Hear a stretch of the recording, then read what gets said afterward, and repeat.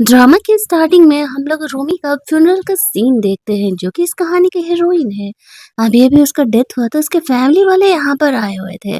जो रोमी की सोल होती है वो इन चीजों को देख रही होती है। रोमी की ग्रैंड मदर जो कि उससे प्यार करती थी वो यहाँ पर आती है और वो उन्हें कह रही होती है कि ये तो बिल्कुल ठीक थी, अचानक से वो कैसे ही मर सकती है। उसके फादर का कहना था, ओ कम ऑन मॉम, ज्यादा ड्रामा नहीं करो, वैसे भी थी अडॉप्टेड ही तो डॉटर थी, इसका हमसे क्या लेने देना है।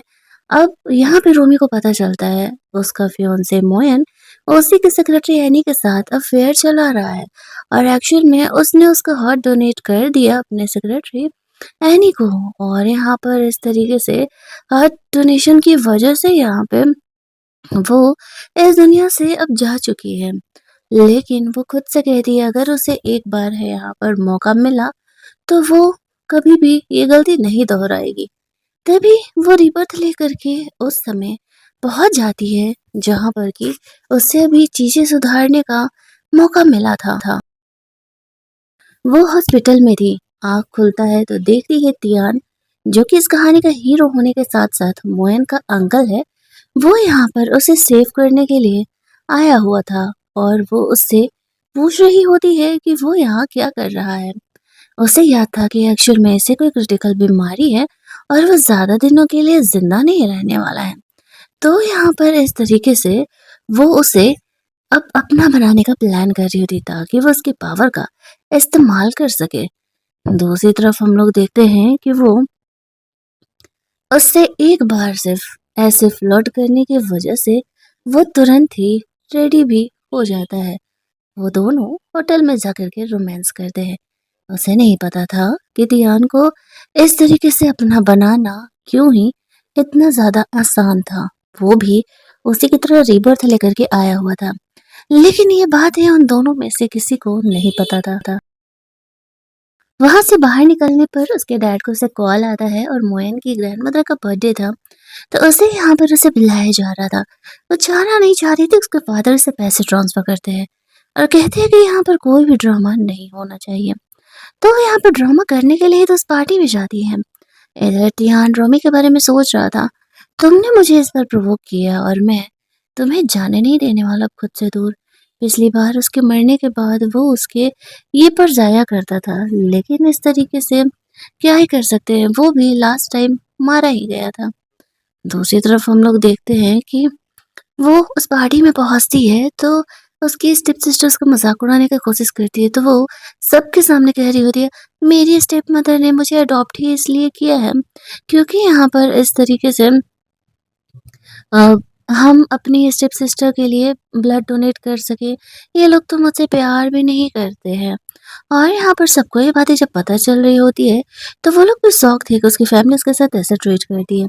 उसके फादर उसे साइड में लेकर के जाते हैं और कहते हैं कि तुम यहाँ पर हमारी बदनामी करने के लिए आई हो। तो वो कहती है, सिर्फ पार्टी में आने का आपने मुझे पैसा दिया था, यहाँ आकर के बदनामी करने का नहीं। इसी वजह से यहाँ पर मैं ये सब कुछ नहीं झेलूंगी, एक्स्ट्रा पैसा देना पड़ेगा। साथ ही में यहाँ पर वो ये भी दिखाती है, मेरे पास आप लोगों के खिलाफ सारे सबूत है और यहाँ पर ये जो सबूत है इस तरीके से मैंने अगर पुलिस में दे दिए तो फिर आप तो जाने ही वाले हैं, समझो। अब यहाँ पर वो लोग काफी घबरा जाते हैं। रोमी से बाद में निपटने के बारे में प्लान कर रहे होते हैं, ये सोचते हुए कि इस तरीके से हम इससे पीछे छुड़ा लेंगे और यहाँ पर फिर इसे पैसे वैसे भी नहीं देने पड़ेंगे। ये सब कुछ अभी चल ही रहा होता है कि तभी वहां पर मोहन रोमी को लेने के लिए आ जाता है।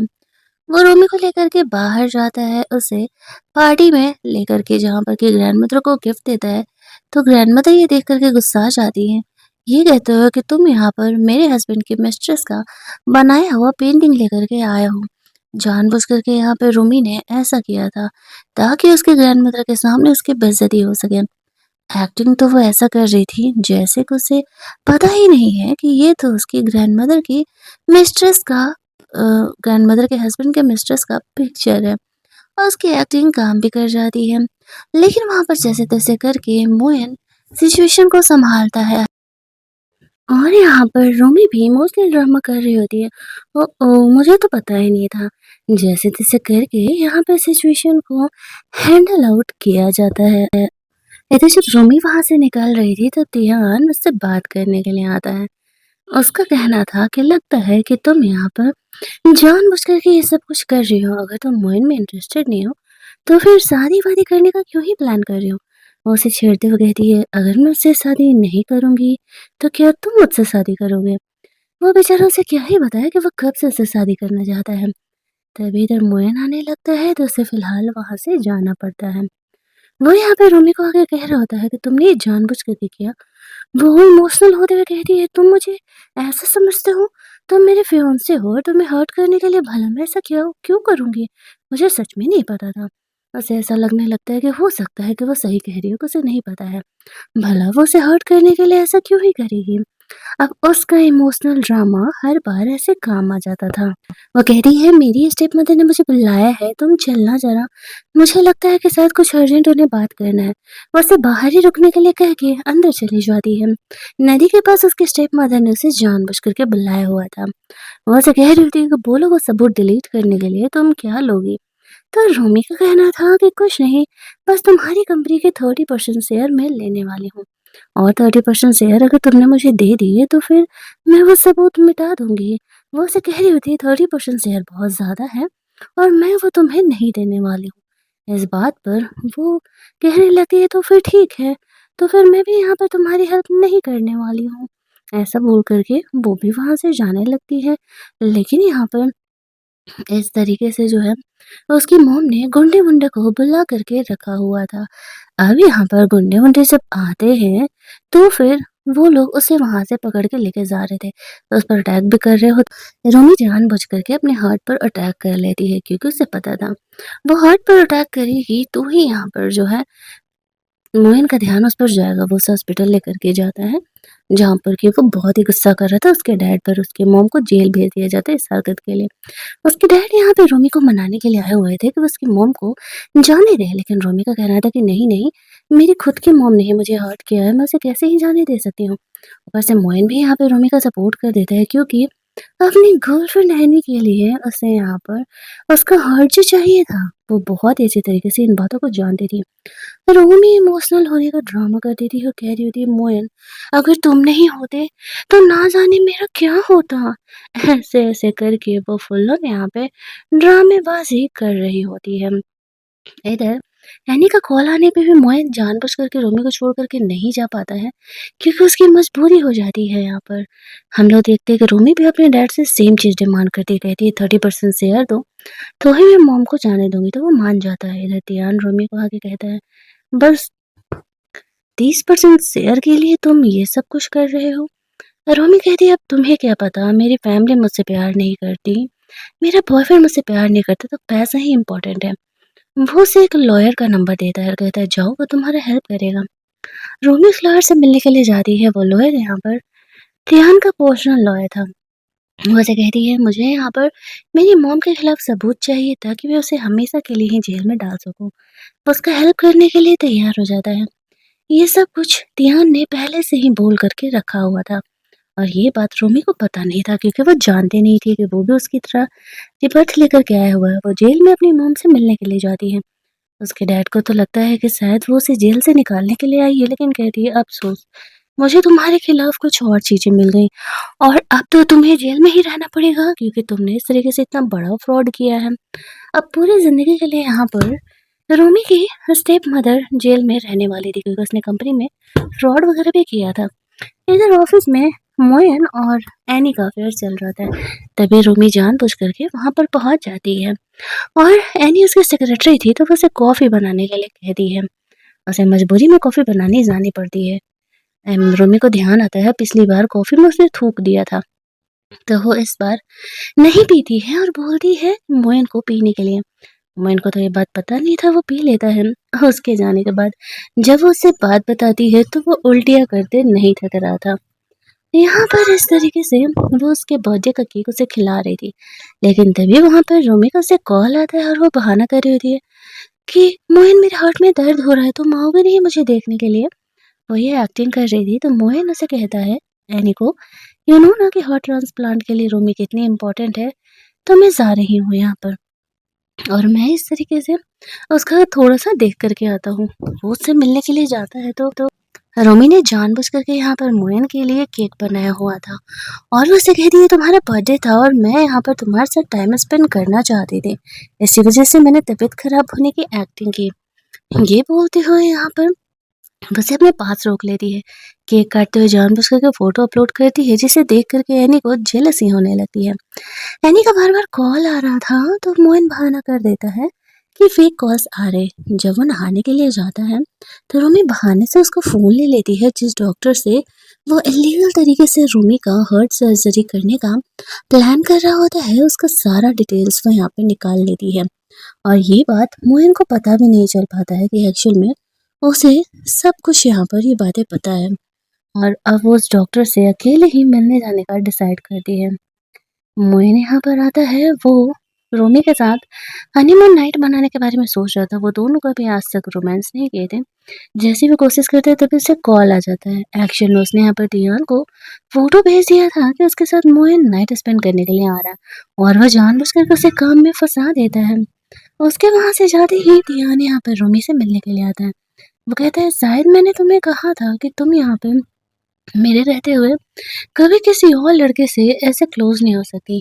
रोमियो से कहती है उप्स गलती हो गई। चलो ठीक है कमरे में चलते हैं तुम ना मुझे वहाँ पे पनिशमेंट देना। आफ्टर दैट वो दोनों यहाँ पर वापस से रोमांस करते हैं। अगली मॉर्निंग जब दोनों जगते हैं तो यहाँ पर रोमी को उसके डैड का कॉल आ रहा होता है। उसके डैड उसे कहते हैं कि तुम्हारी ग्रैंड मदर गाँव से शहर आई हुई है और अगर तुम घर नहीं आए तो तुम अपनी ग्रैंड मदर को कभी नहीं देख पाओगी। रोमी को ध्यान आता है ग्रैंड मदर ही थी जो कि एक्चुअल में उस फैमिली में उससे प्यार करती थी तो इट्स ऑब्वियस कि वो ग्रैंड मदर को तो हर्ट होने नहीं देने वाली थी। तो वो वहाँ मिलने जाने का डिसाइड करती है। उसके फादर का कहना था ग्रैंड मदर के नाम पे वो उससे पैसे ऐंठने की कोशिश कर रहे होते हैं। लेकिन रोमी यहाँ पर पैसे देने से मना कर देती तो वो उसे धमकी दे रहा था कि वो ग्रैंड मदर से कभी नहीं मिल पाएगी। तभी हम लोग देखते हैं कि यहाँ पर टियान उसके सपोर्ट में आ जाता है। कहता है कि लीगली तुम ये जो रूमी से पैसा लेना चाह रहे हो वो गलत है और इस वज़ह से तुम पूरी ज़िंदगी जेल जा सकते हो। बहुत कुछ बातें वो यहाँ पर उसे बोलता है जिस वज़ह से कि यहाँ पर उसके डैड को पैरालिसिस अटैक आ जाता है। हॉस्पिटल में जब वो थे तो रूमी उससे मिलने के लिए जाती है और कहती है मैं तुम्हें इतनी आसानी से मरने नहीं दूँगी। एक-एक करके तुमसे हर वो एक चीज़ छीनना है जो कि तुमने मुझसे छीनी थी। और इधर ध्यान रोमी की सारी हरकतों पे नज़र रखा हुआ था। उसे ऐसा लग रहा था कि क्या रोमी भी रीबर्थ लेकर के आई हुई है। इसी वज़ह से तो उसका बिहेवियर इस बार इतना बदला हुआ सा है। दूसरी तरफ रोमी की फ्रेंड उसे बुलाती है। उसे यहाँ पर पता चलता है एनी का एक बॉडीगार्ड है और उन दोनों के रिलेशनशिप कुछ ज़्यादा ही अनक्लियर है। मोइन भी उनके साथ रहा करता था। उसे उस बॉडीगार्ड के बारे में याद आता है। वो हमेशा ही मोइन को ऐसे सपोर्ट किया करता था 24/7 एनी के साथ रहता था उसके प्रोटेक्शन के लिए। और यहाँ पर वो उनकी फ़ोटोज़ को ऐसे क्लिक कर लेती है। उसके फ्रेंड का कहना था कि तुम अभी ही उसे क्यों नहीं सारी बातें बता दे रही हो, एक्सपोज़ कर दे रहे हो इस बात पर। रूमी का कहना था कि नहीं अभी नहीं, आराम-आराम से गेम खेलूँगी। इनका भी यहाँ पर गेम है ना, तो मैं भी उन्हें बताती हूँ कि गेम कैसे खेलते हैं। दूसरी तरफ यहाँ पर मोया नैनी को अपना ख्याल रखने के लिए बोलता है। अगले कुछ दिनों में वो उसका हार्ट ऑपरेशन कराने वाला है। जो रोमी की फ्रेंड थी ना वो यहाँ पर जब उसका बॉडीगार्ड ऐसे ड्रिंक कर रहा था क्लब में अकेले तो जा करके उससे कुछ ज़्यादा ही नशे वाला डोज ऐसे दे देती है। अब यहाँ पर हम लोग देखते हैं कि इसके बाद वो ड्रिंक करने के बाद घर के लिए निकल रहा था। ये सब कुछ उनका प्लान था इस तरीके से करने का। अब हम लोग देखते हैं कि वो घर के लिए पहुँचती है। इधर घर पर मोयन और एनी दोनों रोमांस करने वाले थे तभी यहाँ पर उसे कॉल आने लगता है और वो वहाँ से चली जाती है। उसके जाते ही यहाँ पर उसका बॉडीगार्ड घर पर वापस आता है। दूसरी तरफ टियान ने जानबूझकर के मोइन को मैसेज करके बुलाया हुआ था और यहाँ पर वो इस तरीके से उसे यहाँ पे बुला रहा था ताकि वो और बॉडीगार्ड दोनों एक हो सके। बहुत सारे फोटोज और वीडियोज यहाँ पर एनी बनाने का कोशिश करती है बट काम नहीं हो पाता है। लेकिन हाँ वो इतना तो श्योर थी कि उसके और एनी और बॉडीगार्ड के बीच में अफेयर चल रहा है। यहाँ पर वो रोमी को लेकर के अंकल से मिलने के लिए जाता है। दिखा तो रहा था कि उसे अंकल की कितनी फिक्र है, उनकी तबीयत खराब रहती है। उसे भी पता था कि उसके अंकल ज़्यादा दिनों के मेहमान नहीं हैं। यहाँ पर वो लोग शादी-वादी का बात कर रहे थे कि वो अंकल के गुज़रने से पहले ही रोमी से शादी कर लेगा। उसके वहाँ से जाने के बाद ईयान उसे रोक लेता है रोमी उसे कहती है कि तुमने उसे यहाँ से भेजा ना, वो कहता और नहीं तो क्या। वो हम दोनों के बीच आ रहा होता है। मोहन जल्दी-जल्दी यहाँ से निकल कर के एनी से मिलने के लिए जा रहा था। इधर उसे खबर ही नहीं थी कि टियान और रोमी के बीच में क्या अफेयर चल रहा है। वो उसे कहती है कि मैं तो यहाँ पर मोहन से सिर्फ शादी करने की एक्टिंग कर रही हूँ। शादी वाले दिन मैं उसे एक बड़ा सरप्राइज़ देने वाली हूँ। टियान रोमी पे ट्रस्ट करता है। वहाँ से निकल कर के वो अपनी ग्रैंडमदर से मिलने के लिए जाती है। ग्रैंडमदर से रोमी वहाँ पर काफ़ी सारी बातें शेयर करती है, जहाँ पर वो ये भी बताती है कि मोइन उसे धोखा दे रहा है। इधर हम लोग तियान को देखते हैं जो कि इनडायरेक्टली रोमी का हेल्प कर रहा होता है, लेकिन उसकी तबीयत डे बाय डे खराब होती जा रही थी। इधर हम लोग देखते हैं कि रोमी उस डॉक्टर से मिलने के लिए जाती है जिसने कि पिछले जन्म में उसका हिडन और इल्लीगल ऑपरेशन किया था। वो इन बातों को देख कर के डर जाता है कि रोमी को सारी बातें पता है। रोमी यहाँ पर उसे बोल रही होती है कि मैं तुम्हें जेल नहीं भेजूँगी, लेकिन जैसा मैं कहूँगी वैसे तुम्हें करना पड़ेगा। तो वो डॉक्टर जेल जाने के डर से रेडी हो जाता है। डॉक्टर के पास से उसे पता चला था कि एनी 2 मंथ प्रेग्नेंट है। वैसे तो ये मोइन का बेबी था, लेकिन वो इस प्रेगनेंसी रिपोर्ट की वजह से वो मोइन और एनी के बीच में मिसअंडरस्टैंडिंग क्रिएट करने का प्लान करती है।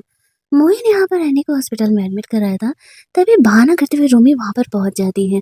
वो तो उसका केयर कर रहा था, लेकिन रोमी क्या आते ही वो बॉडीगार्ड को यहाँ पर एनी के पास बिठा देता है और बोलने लगता है कि एक्चुअल में ये दोनों बॉयफ्रेंड गर्लफ्रेंड और दोनों जल्दी ही शादी करने वाले हैं। रोमी यहाँ पर आती है, वो भी अपना वेडिंग कार्ड यहाँ पर रहने को देते हुए कहती है अब तुम मोइन की सेक्रेटरी हो तो हमारे शादी में ज़रूर ही आना, लेकिन तुम प्रेग्नेंट हो, देखो तुम्हें रोमांस नहीं करना चाहिए अपने बॉयफ्रेंड के साथ, तुम्हारे गले पर ऐसे लपेट के निशान हैं। यहाँ पर मोइन के मन में वो डाउट डाल डाल देती है और मोइन यहाँ पर उसका प्रेगनेंसी टेस्ट कराने के लिए बोल देता है। रोमी यहाँ पर शादी की ड्रेसेस ट्राई कर रही होती है। मोइन के साथ वो जानबूझ करके फ़ोटो क्लिक करके अपलोड कर देती है। वो तो ये सब कुछ रोमी को दिखाने के लिए कर रही थी। वो देख कर के सच में यहाँ पर एनी बहुत ज़्यादा ही भड़कने लगती है कि अगर रोमी दुनिया में नहीं होती तो वो मोइन से शादी कर रही होती। लेकिन वो ये सोच कर के चुप हो जाती है कि वैसे भी आज नहीं तो कल मोइन रोमी का हार्ट उसकी बॉडी में ट्रांसप्लांट करने ही वाला है। शादी की ये फोटोज देख करके दियान भी जेलस फील करने लगता है। जेलस से ज़्यादा उसे रोमी की फिक्र हो रही होती है कि रोमी अपना लाइफ का ये मिशन अच्छे से कंप्लीट कर ले। अगले दिन हम लोग देखते हैं कि एनी शादी वाले दिन ऐसे मोइन के जाई होती है। मोइन उसे कहता है कि बस ये शादी निपट जाने दो, फिर मैं बहाने से उसे पेपर्स पर साइन करा लूँगा और तुम्हें हार्ट डोनेट करा दूँगा। रोमी सारी बातों को सुन लेती है। ध्यान यहाँ पर उससे मिलने के लिए आता है, तो वो उससे हेल्प माँगती है और कहती है शादी वाले दिन मुझे थोड़ा-सा तुमसे हेल्प चाहिए। तो वो उसका हेल्प करने के लिए ऑब्वियस सी बात है रेडी हो जाता है। वो उसे अपना प्लान बताती है कि उसे बस क्या करना है। आफ्टर दैट हम लोग देखते हैं कि शादी नॉर्मली स्टार्ट होती है। जैसे ही शादी के रिचुअल स्टार्ट होने वाले थे तो रोमी के कहने पर टियान यहाँ पर मोयन और उसके सेक्रेटरी के फोटोज को वहाँ बड़े डिस्प्ले पे प्ले कर देता है।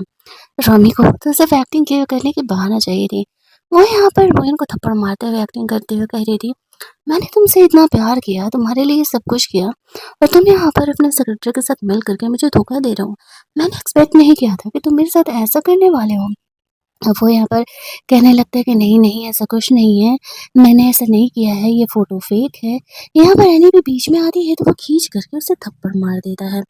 ये कहते हुए कि यहाँ पर थप्पड़ मार देती है, ये कहते हुए कि एक तो तुम चीटिंग कर रही हो मेरे हस्बैंड के साथ और इससे बीच में आ रही हो। अब ये चीटिंग वाली बात सामने आने की वज़ह से सब मोइन को क्रिटिसाइज़ करने लगते हैं। तो उसकी जो ग्रैंडमदर थी वो यहाँ पर सिचुएशन को समझते हुए इस तरीके से उसके शादी को फ़िलहाल के लिए रोक देती है या फिर यूँ कहें कि कैंसल कर देती है। और फिर यहाँ पे वो यही तो चाहती थी, उसके पेट में दर्द होने लगता है, तो वो एनी को हॉस्पिटल लेकर के जाता है। इधर ध्यान रूही से मिलने के लिए आता है। उसका डाउट अब बहुत ज़्यादा बढ़ गया था कि ये सब कुछ उसका ही प्लान किया हुआ है। मतलब कि वो रिबर्थ लेकर के आई है, कि बात ही उसे लग रहा होता है। वो उसे पूछता है तो अब वो आगे क्या करने वाली है। मोहन से तो उसका रिश्ता टूट चुका है। यहाँ पर उसे खुद नहीं पता था कि वो आगे क्या करने वाली है। वो कहती है शायद अब मेरा मिशन होगा तुम्हें ठीक कराने का। टियान की तबीयत खराब होने लगती है, उसे हॉस्पिटल लेके जाया जाता है। डॉक्टर बताते हैं ज़्यादा से ज़्यादा टियान के पास 3 महीने का वक्त है। उसकी बीमारी हमें पकड़ में नहीं आ रही है और उसके ऑर्गन्स फेल होते जा रहे हैं। अगर आप यहाँ पे मेडिकल डॉक्टर को पकड़ के नहीं लेके आए तो इन्हें बचाना नामुमकिन है।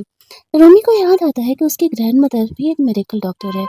वो तियान को कहती है कि मेरी ग्रैंडमदर को चाइनीज मेडिसिन आता है, मैं तुम्हें उनसे ट्रीट कराऊंगी ताकि तुम ठीक हो सको। लेकिन तियान को ये बातें पता नहीं था, तो वो इन बातों को टाल देता है। इधर हम लोग देखते हैं कि मोयन तियान से मिलने के लिए आ रहा होता है। वो साथ ही मैनी से भी कनेक्टेड था। वो बच्चे का ख्याल रखने के लिए कह रहा होता है, हालांकि उसे पता नहीं था कि ये जो बेबी है वो एक्चुअल में उसी का है या नहीं। तभी वो ध्यान से मिलने के लिए आता है, तो वो रोमी को यहाँ देखता है। वो रोमी को कहने लगती है कि वो यहाँ क्या कर रही है। ध्यान उसे कहता है, अब तुम दोनों की शादी मैंने ही सेट कराई थी, तो अब इससे बात है कि उसका ख्याल रखना मेरा काम है। मेरी तबीयत ठीक नहीं है तो मुझे देखने के लिए आई है, क्यों तुम्हें कोई प्रॉब्लम है। वो चाह करके भी कुछ कह नहीं पाता है, भला वो क्या ही कहता। तभी हम लोग यहाँ पर देखते हैं कि इस तरीके से तियान यहाँ पर मोइन को कहता है कि वैसे भी मैं जल्दी ही मरने वाला हूँ, तो सारी कंपनी तुम्हारी होने वाली, अपने पर्सनल लाइफ को क्लियर रखो, वरना कंपनी संभाल नहीं पाओगे। बाहर जाकर के मोइन यहाँ पे रोमी को मनाने का कोशिश कर रहा होता है कि एक्शन में उसकी गलती नहीं है, वो फोटो फेक है, उसके सेक्रेटरी के बीच कुछ नहीं चल रहा है, मैंने उसे जॉब से निकाल दिया है। रोमी भी उसकी बातों का भरोसा करने के लिए रेडी हो जाती है। वो लोग वापस से एनी से मिलने के लिए जाते हैं, जहाँ पर कि एनी भी सेम चीज बोल रही होती है कि उसके मोइन के बीच में कुछ भी नहीं चल रहा। तभी वहाँ पर डॉक्टर एनी के प्रेगनेंसी रिपोर्ट लेकर के आ जाते हैं। वैसे तो यहाँ पर मोयन का ही होने वाला था, लेकिन रोमी ने जानबूझ करके उसे चेंज करा दिया था। मोयन को ये हो जाता है कि इट मीन्स कि ये उसका बेटा बेबी नहीं है, इट मीन्स कि एनी और सच में ये उसके बॉडीगार्ड का ही बेटा है। अब एनी भी ये देख के शौक हो जाती है कि तो उसका बच्चा था, तो फिर ये दूसरा का बेबी कैसे निकल गया। पर रोमी को ही ब्लेम करने लगी कि ये सब कुछ उसी का किया हुआ है। तो रोमी कहती है, तुम्हें तो खुश होना चाहिए ना कि मोइन का बेबी नहीं है, तो फिर ये इतनी एक्टिंग क्यों कर रही है। मोइन यहाँ पर उसे नींद की दवा देने के लिए बोल देता है ताकि यहाँ पर वो शांत रह सके। रोमी यहाँ पर मोइन और एनी के बीच में पहला शक बीज बो चुकी थी। डॉक्टर को उसने ये सब कुछ करने के लिए कहा हुआ था। आफ्टर दैट वो दोनों वहां से बाहर निकलते हैं। इसी खुशी में यहाँ पे रोमी अपनी दोस्त के साथ पार्टी मना रही होती है।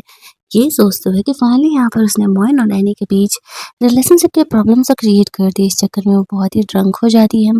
उसकी फ्रेंड उसे मेल मॉडल बुक करने के लिए बोलती है, तो वो गलती से यहाँ पर तियान को ही वॉइस ओवर भेज देती है। अब तियान सब कुछ छोड़ करके चल देता है यहाँ पर रोमी को वहां से लेके आने के लिए। रोमी नशे की हालत में बोल रही होती है, अरे तुम तो तियान निकले, तुम भी मॉडल कब से बन गए, चलो मैं तुम्हें ग्रैंड मदर को दिखाने लेके चलूंगी। नेक्स्ट डे वो ग्रैंड मदर को ट्रीटमेंट के लिए लेके जाती है। ग्रैंड मदर ट्रीट करके उसे बताती है कि एक्चुअली में ऐसा कोई बीमारी नहीं है, इसे स्लो पॉइजन दिया जा रहा है। रोमी समझ जाती है कि इसके घर का ही कोई है जो कि इस तरीके से उसके साथ बिहेव कर रहा है।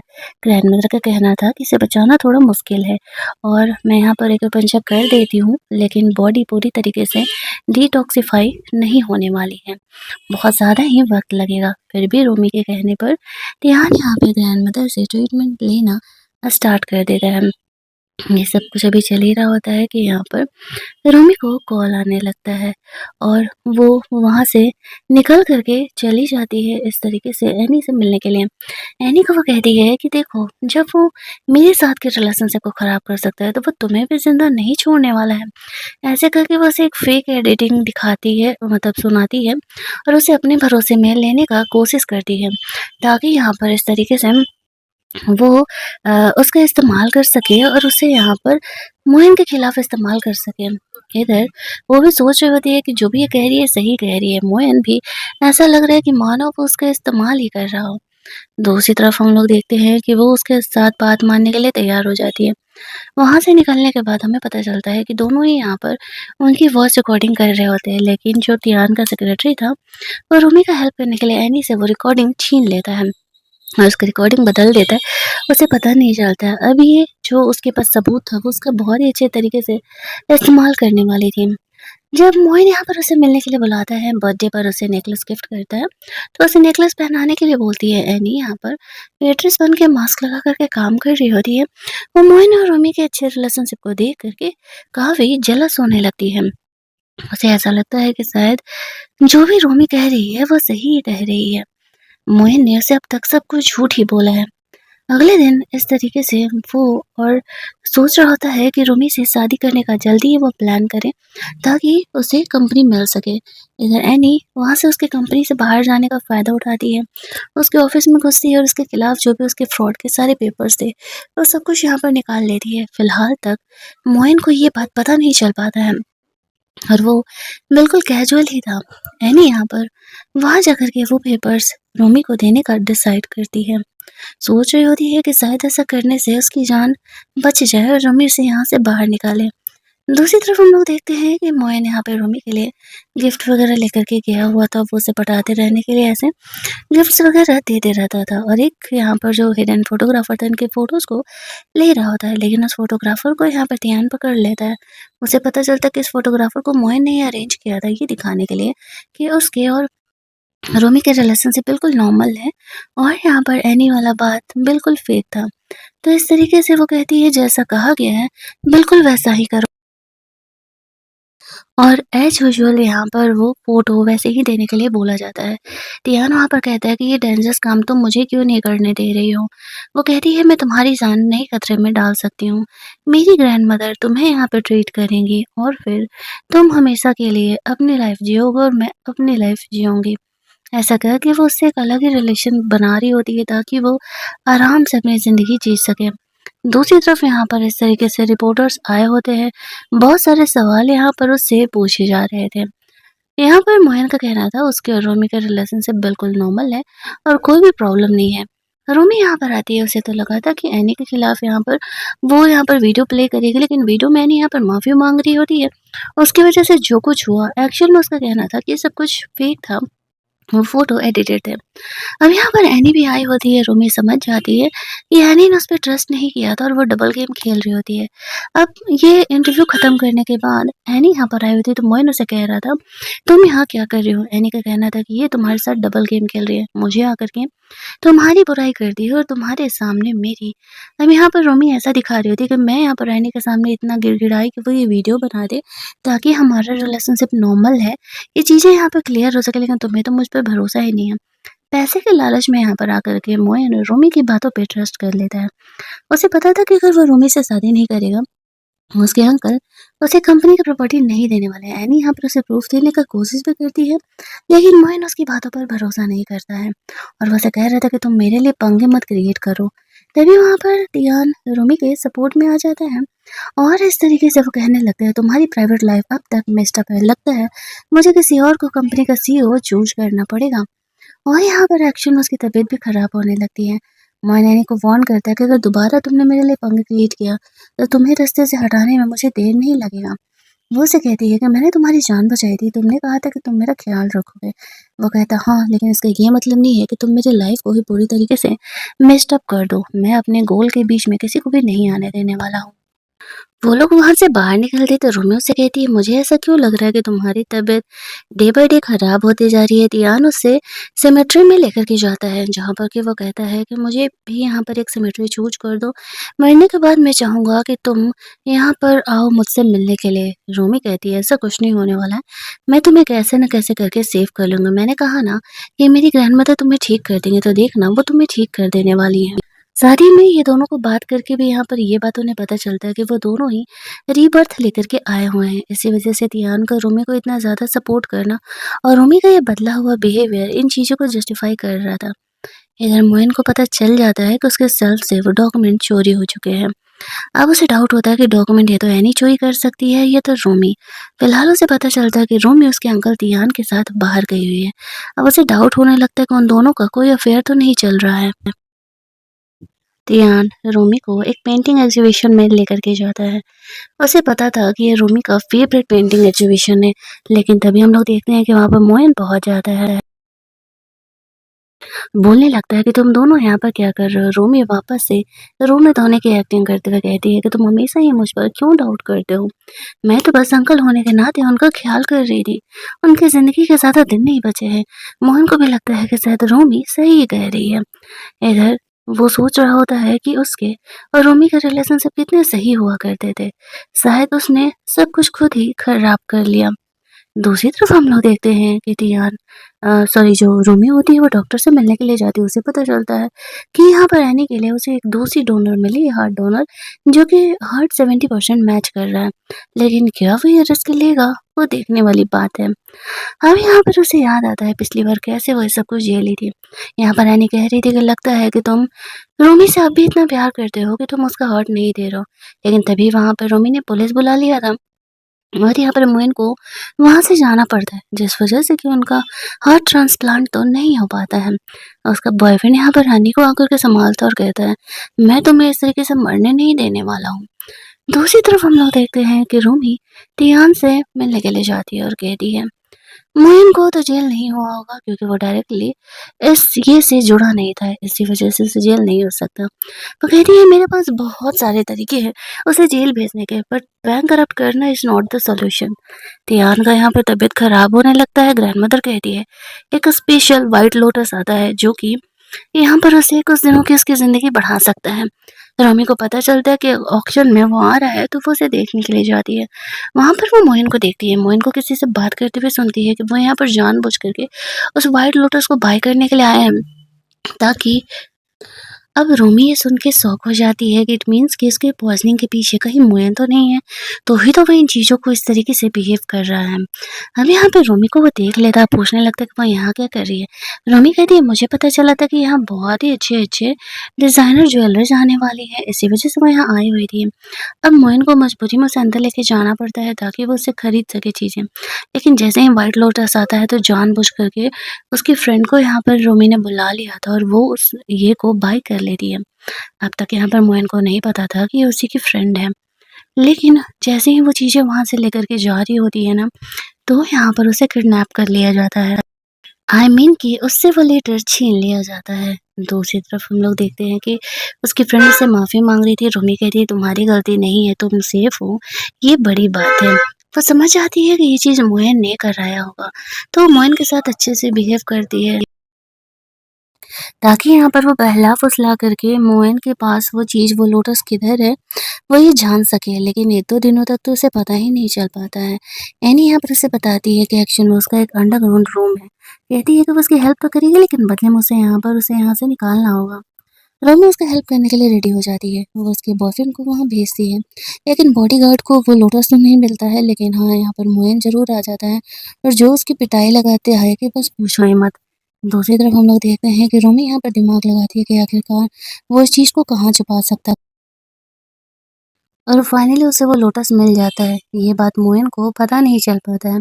अगले दिन रोमी उस लोटस को लेकर के तियान के लिए दवा बनाने के लिए लेकर के जाती है। लेकिन मोइन तियान से बात कर रहा होता है और तियान को कह रहा होता है कि डोंट वरी अंकल, आपके जाने के बाद मैं कंपनी बहुत ही अच्छे तरीके से संभालूंगा। रोमी से वो मिलता ज़रूर है, लेकिन वो जान नहीं पाता है कि इस तरीके से रोमी जो है उसके लिए वो दवा लेकर के आई हुई है।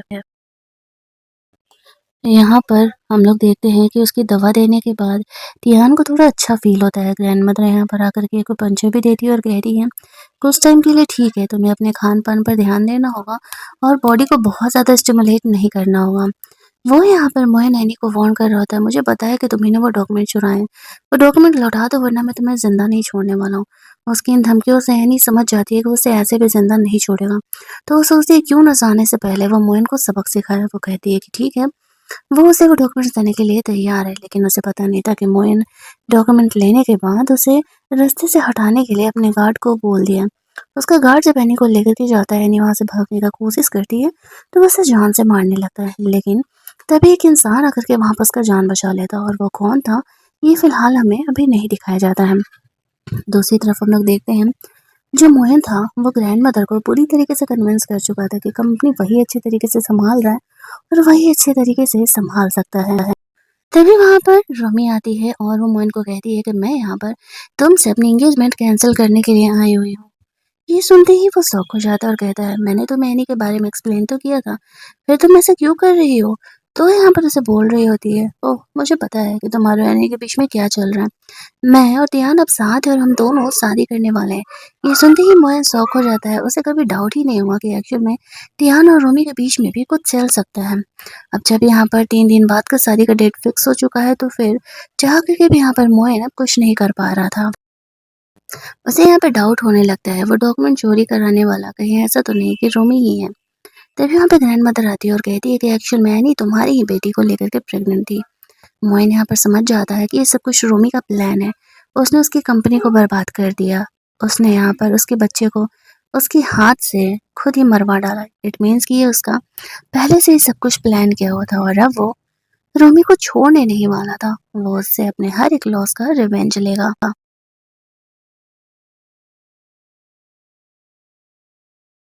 अगले कुछ दिनों तक फॉलो करते करते मोइन जान जाता है कि रोमी की ग्रैंड मदर तियान को ट्रीट कर रही है।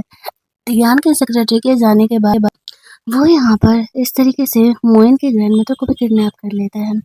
इधर रोमी और तियान दोनों शादी के डर से ट्राई कर रहे थे, तभी उसे मोइन का कॉल आता है और वो उसे बोलता है कि मैंने तुम्हारी ग्रैंड मदर को किडनैप कर लिया है और अगर तुम्हें जिंदा देखना चाहती हो तो यहाँ पर मिलने के लिए आओ। अब रोमी समझ जाती है कि उसे ज़रूर ये कंपनी का शेयर्स चाहिए होंगे, इसी वजह से उसने ऐसा किया होगा। तियान और रूमी दोनों उससे मिलने के लिए जाते हैं। वो यहाँ पर अब सीधे आकर के कहता है कि मुझे यहाँ पर तियान की कंपनी के सारे शेयर्स चाहिए और अगर तुम लोगों ने नहीं दिए तो मैं यहाँ पे रूमी की ग्रैंडमदर को नहीं छोड़ने वाला हूँ। तो तियान यहाँ पर चुपचाप शेयर्स के पेपर पर साइन कर देता है। मोइन हंसते हुए पेपर लेकर के चले जाता है। रूमी को अफसोस हो रहा था, ग्रैंडमदर की वजह से यहाँ पर तियान को अपनी सारी प्रॉपर्टी इस तरीके से मोइन को देनी पड़ी। वो लोग ग्रैंडमदर को हॉस्पिटल लेकर के जाते हैं जहाँ पर कि उनका ट्रीटमेंट चल रहा था। हालांकि वो ठीक थी, बस थोड़ा सा घबरा गई थी, इसी वजह से बेहोश हो गई थी। इधर रूमी ध्यान को अफसोस जता रही होती है तो वो कहता है चल रहो। वो शेयर्स के पेपर्स लेकर के भी कुछ नहीं कर पाया। अगले दिन हम लोग शेयर होल्डर का मीटिंग का सीन देखते हैं जहाँ पर कि मोहन सबको ये कह रहा होता है कि वो कंपनी में सबसे ज़्यादा शेयर होल्ड करता है तो वो कंपनी का सीईओ बनेगा। लेकिन तभी वहाँ पर टियान और रोमी आते हैं और कहते हैं अफसोस, वो पेपर तुम्हारे लिए यूजलेस है। 1 महीने पहले मैंने अपने सारे शेयर्स रोमी के नाम कर दिए थे। उसने यहाँ पर मोइन के खिलाफ बहुत सारे सबूत जमा कर दिए होते तो पुलिस मोइन को पकड़ के लेके जाती है। और यहाँ पर हम लोग देखते हैं कि एनी को भी इस तरीके से जेल हो जाता है अब तक उसने जो भी कांड किया होता है। ऐसा लग रहा था कि मानो ये एक हैप्पी एंडिंग है, लेकिन तभी वहाँ पर तियान की तबीयत खराब हो जाती है। ये देखते ही रोमी काफ़ी परेशान हो जाती है। उसे जल्दी-जल्दी हॉस्पिटल लेकर के जाया जाता है। उसे ऐसा लग रहा था कि शायद वो तियान को खो देगी, लेकिन ग्रैंडमदर थी ना, वो एक्चुअल में एक मिरेकल डॉक्टर थी। बहुत ही मेहनत मशक्कत करने के बाद तियान की जान बचाई जाती है, लेकिन तब भी उसे एंटीडोट चाहिए था।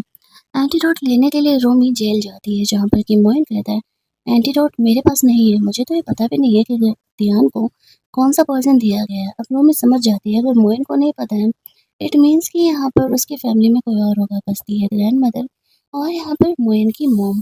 अब वो उन्हें फॉलो करती है, फॉलो करते करते एट द एंड हमें पता चलता है ये सब कुछ मोइन की मोम का किया हुआ था। एक्चुअल में वो यहाँ पे तियान को कुछ खास पसंद नहीं करती थी क्योंकि तियान उसके हस्बैंड के मिस्ट्रेस का बेटा था और नहीं, तियान उसके ग्रैंडफ़ादर के मिस्ट्रेस का बेटा था। जो भी रिलेशन है इट मीन्स कि वो अपनी सासू मॉम के लिए सब कुछ कर रही थी, इस बूढ़ी औरत के लिए। उसी ने यहाँ पे तियान को ऐसे पॉइज़न दिया था। वो दोनों मिलकर के तियान को रास्ते से हटाना चाह रहे थे। उनके हस्बैंड के इस बूढ़ी औरत के हस्बैंड के जीते जी वो लोग तियान को रास्ते से नहीं हटा पाए क्योंकि वो कंपनी बहुत ही अच्छे तरीके से सँभाल रहा था। इसी वज़ह से उन लोगों ने स्लो पॉइज़न का इस्तेमाल किया। रोमी यहाँ पर आती है, उस बूढ़ी औरत को कहती है, देखो ग्रैंडमा, बुढ़ापे की उम्र में शांति से एंटीडोट दे दो, वरना जेल में जाना तुम्हें अच्छा नहीं लगेगा और वहाँ के सीमेंटेड बेड पर तुम सो नहीं पाओगे और अगर डियान को कुछ हो गया तो तुम्हें फांसी दिलवा करके रहोगे।